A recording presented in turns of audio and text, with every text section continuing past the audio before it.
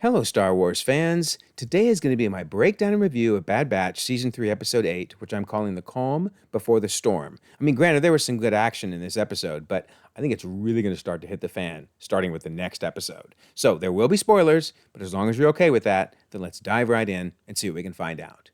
Don't forget, we have a March contest running all month long. Be a subscriber, leave a comment, win a book or a steelbook. Best of luck.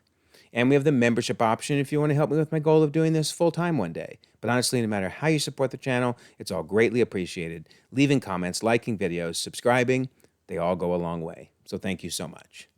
So let me start by saying, if I was on this island, on this planet, I don't know if I'd ever leave. I mean, I get it. They got to find out about the M count, but man, it's so beautiful. So beautiful. But I really feel bad for Omega.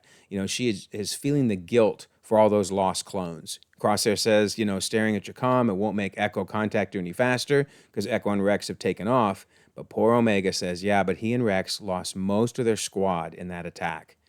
All because the Empire was after me. I have to do something to help them.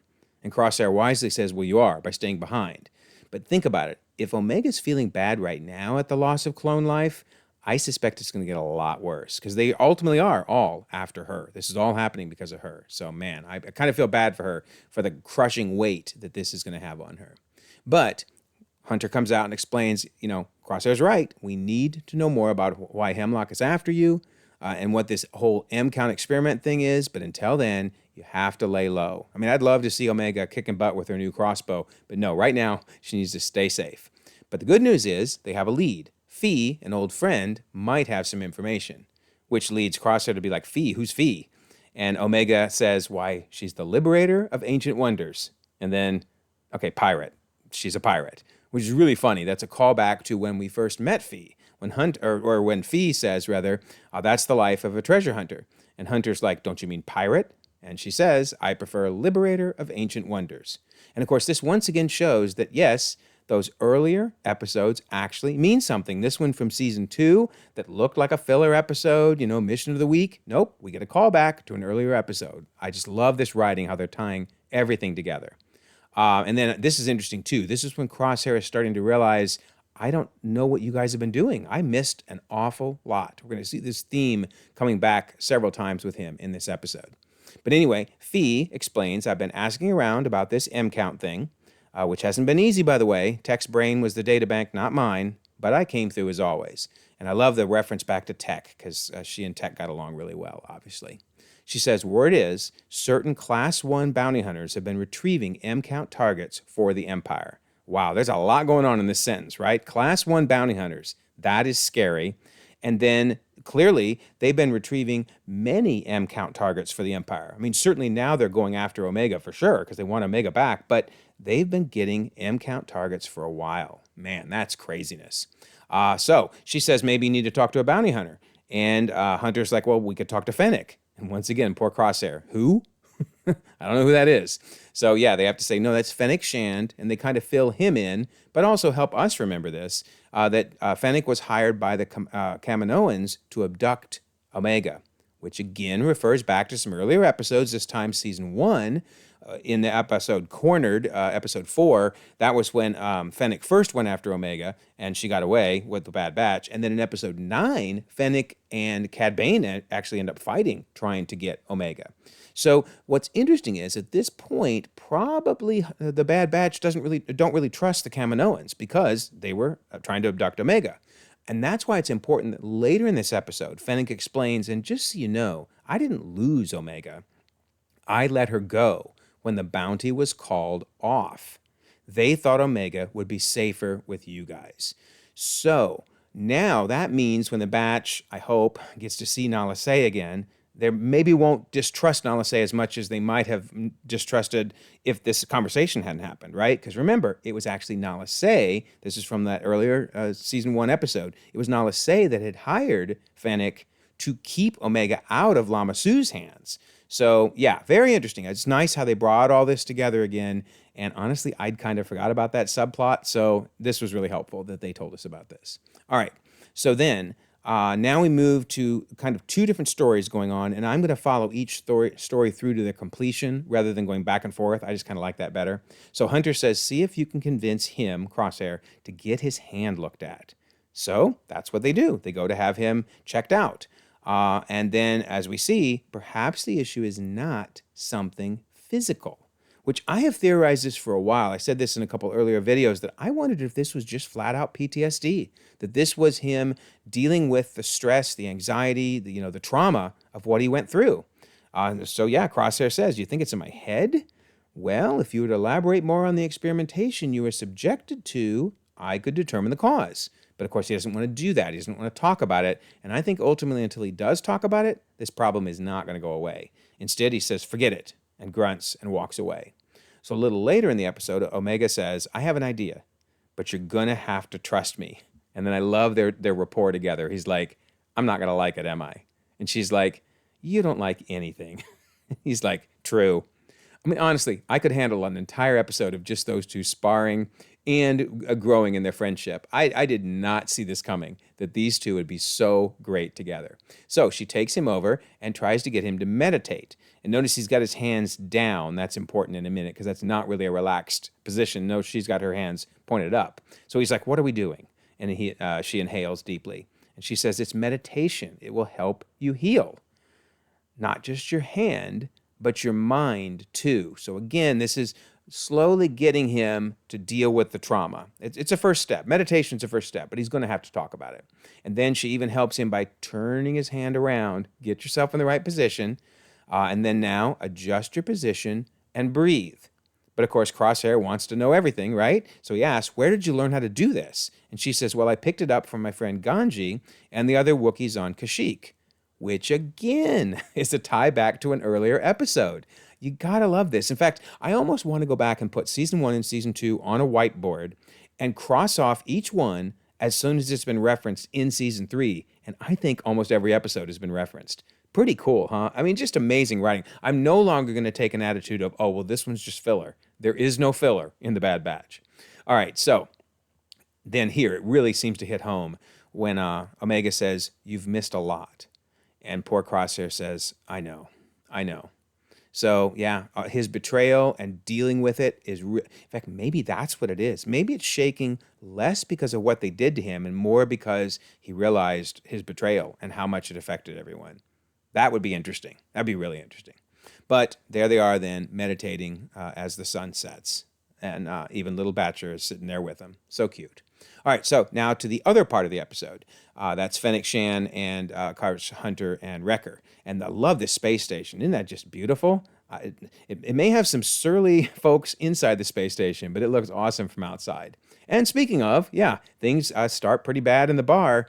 But this poor Aqualesh, doesn't he understand it never ends well for his race in these bar fights, it seems? So he's thrown against this table. But actually, before I get to him, I got to talk about my man over here. I just want to know, what evolutionary process results in a cranium that looks like that? I mean, it looks like he was hit in the head with an axe. Maybe someone early in his evolutionary process was hit in the head with an axe. I don't know. But anyway, this poor Aqualesh, dude, did you not see A New Hope? Do you not know that it ends very, very poorly for you? No, obviously he doesn't, and he gets shot. So, oh well, poor dude. They'll learn one day. Anyway, then I love this too. Fennec is talking to this Rhodian who then gets kicked out because she's getting a better offer from Wrecker and Hunter. And she's like, go, get out. And that totally reminded me of Groundhog's Day when Bill Murray's character goes to the piano teacher and offers her a ton of money and she kicks the little girl out. Poor little girl, poor Rhodian. Hurts. It just hurts. All right, so then they talk about this better offer. So they explain to her that we here, the Empire, has a bounty out for M-count targets.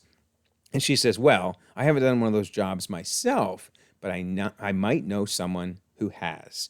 Very interesting. But you got to help me first. In fact, she explains, here's my bounty I want you to help me with. Sylar Saris, he's the slayer of Order Eris, and this planet that they discuss, or the asteroid rather, right there. There you go. It's actually, in fact, we're going to talk about where this thing has a big appearance in a moment. But so that's the first Easter egg for something. And then she talks about how he took out a couple of top bosses for the Haxian Brood. And this is what the Haxian Brood looks like. And now I want to mention both. Ordo and the Haxian Brood come from Jedi the Fallen Order. Love it. I mean, if we don't get a Cal Kestis appearance, live action before long, I will be so mad because they are leading to it with so many Easter eggs. Of course, this happens 14 BBY, Fallen Order, and the current episode is probably 18. Maybe we're scooching into 17, but 18 BBY. So this episode is actually a little bit before Fallen Order, letting us know some things that happened, before the game. But anyway, cannot wait to see Cal Kestis show up in live action. All right, so then we head into the swamps. I love this boat. This is so cool. It's got like a pod racer engine to propel it, and they're just heading out over the water. Now, I've heard some people say this reminded them of Apocalypse Now, the movie Apocalypse Now, and it does. It reminds me of that, but it also reminds me of CSI Miami. I love the CSI shows. And, they're just heading out over the swamp looking for bad guys, just like these three. So, gotta love it. Gotta love it. All right, and then they discover there's some mines in the water, to which Fennec says, you better get out there and check it out. And Wrecker reminds her that earlier she had said, you don't ever go in the water. And she's like, no, I'm not. You are. She is so spunky in this episode. It's just awesome. So they go in and they have to disable all these mines. Oh my word. That would be so scary. Not one mine, but like a ton. But I don't know what's worse, disabling the mines or fighting off the beasts. When this thing jumps out of the water and grabs Hunter by the back, oh my gosh, I was so freaked out. But I love that Wrecker doesn't even wait a second. And notice, grunts, screams. That doesn't even begin to describe what I would be doing. Wets pants, I think, would also be down there. But anyway, Hunter goes in the water and Wrecker just jumps in, right? Leaps into the air, lands right on one of them, beats the snot out of it. And then even when they get back on the boat, they jump on the boat, the gators, and he throws it off the boat. So, oh my word, what a battle. That was pretty cool. I must say, that was a pretty cool and scary. I'm always nervous around water and water creatures attacking. Then Fennec, lover, just says, that's why I never go in the water. Epic. She was epic in this episode. So then finally they do find Skylar, and he puts up a decent fight with his little chittering, puts up a decent fight, spits out his goo on Wrecker's face, pulls out his energy blade. That was cool. So he does some pretty good fighting. And then finally, though, they start hitting him with stuns. And notice it takes 1, 2, 3, 4 shots before he finally goes down. That's impressive because everybody else goes down with like 1 shot. He takes 4 of them before he finally goes down. And then Fennec drops the bomb. Guess what? I actually don't have the information with me, so I'm going to have to go get it. If you don't like that, you can either fight me or you can trust me. Yikes. So then we see that she's talking to someone. They don't show us who yet, of course, but she says, I just finished a job with some clones. They were asking about the Empire's M-count bounties. I'm sure you can track them down easily enough. Yikes. Track them down. So she's basically ratting them out, and I'll send you what I have. Okay, so who do we think she's talking to? Well, a couple possibilities I've heard. One is Cad Bane. I mean, obviously everybody loves Cad Bane. I'd love to see him come back again, but I don't think so. I think that she and Cad Bane aren't in good speaking terms right now, so I kind of doubt that. Now, the fact that she mentioned clones makes you wonder, okay, is it Boba Fett? I mean, that would be kind of cool if it was Boba Fett. I'd like to see he and Omega meet and see how that goes down. But I don't know. I'd love to see it, but I just don't think that's going to happen. I think with only a few more episodes left, we need Asajj Ventress, because Asajj Ventress would know what an M count is, seemingly as a bounty hunter now. And Fennec Shand would have reason probably to have run across her because she works with other bounty hunters.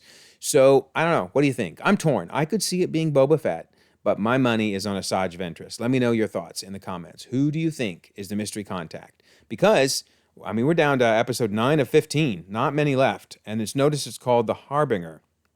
Normally, that means like bringing news, if you will, like the Harbinger of Doom. So will this be bad news? I suspect so, because notice right after that we get a 2-parter, Identity Crisis and Point of No Return. So yeah, it is going to get real very, very fast. Okay, leave your thoughts in the comments. I'd love to know what you thought about this episode. Here's the timeline again. I think Obenga seems to be getting older and older, so I really think we're going to end up in 17 BBY, but we'll see. Don't forget, we have that March contest. Be a subscriber, leave a comment, win a book or a steel book, and we have the membership option in case you're interested in that. And then, of course, we have the Discord. Here we are talking about this very episode. Lots of great commentary on it. And then we do all kinds of things on the Discord. We do rewatches, we do MMORPG, we do Comic Club, we do DC retrospectives. We have all kinds of other media where you can go in and talk about just about anything in the world. And of course, we know my thumbnails are not that great. So we have a contest to help design one for a future video. I will leave a pinned comment with an invite to the Discord. Love to have you join us. Also, if you don't mind, like this video, subscribe if you haven't already. You can check out more content, and we'll all continue to enjoy The Bad Batch.